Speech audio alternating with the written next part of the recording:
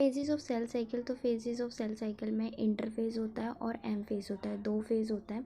तो इंटरफेज को हम क्या बोलते हैं, प्रिपरेटरी फेज होती है। प्रिपरेटरी फेज यहाँ पे मतलब प्रिपरेशन होगी, सेल साइकिल नहीं होगा एक्चुअल में इसमें। मतलब सेल साइकिल मतलब ये सेल साइकिल के अंदर आता है इंटरफेज और एम फेज, मतलब मेनली इसके अंदर डिवीजन नहीं होगा, एम फेज के अंदर डिवीजन होगा। ठीक है, प्रिपरेशन होगा मतलब पहले प्रिपेयर करेगा वो, ठीक है, फिर जाके वो डिवीजन करेंगे। तो इस इंटरफेज में प्रिपरेशन होता है, इसलिए इसे हम बायोसिंथेटिक फेज कहते हैं।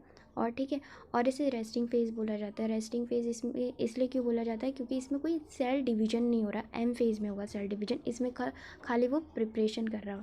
ये मेटाबॉलिकली एक्टिव होता है। मेटाबॉलिकली एक्टिव का मतलब यहाँ पे क्या है कि वो मतलब मेटाबॉलिकली एक्टिव क्योंकि वो बना तो रहा है ना, तो इसलिए हम इसे इनएक्टिव नहीं बोल सकते, मेटाबॉलिकली एक्टिव होता है। 95% ऑफ द सेल ड्यूरेशन लेता है, मोर देन, ठीक है, एनसीईआरटी में ऐसा लिखा हुआ है।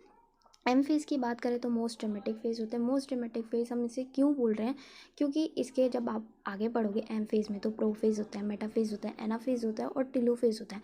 तो वो एक के बाद एक होते जाते हैं, मतलब हमें पता भी नहीं चलता पहला कब बंद ख़त्म हो गया और दूसरा कब शुरू हो गया, इसलिए मतलब ऐसा लगता है कि एक ड्रामा चल रहा है। तो इसलिए हमने एम फेज़ को मोस्ट ड्रामेटिक फेज़ बोला है। डिवीजन फेज़ होता है, 5% ऑफ द ह्यूमन सेल होता है, इसलिए और जो सेल में 1 आवर होता है, ईस्ट में 5 मिनट होता है। और इसका डायग्राम हम देखें तो इंटरफेज देखो, यहाँ पे सेल जा रही है तो ये सेल साइकिल में, तो इंटरफेज जो होता है वो ह्यूमन सेल में 23 आवर्स का होता है और ईस्ट सेल में 85 मिनट्स का होता है। Watch full video on my channel.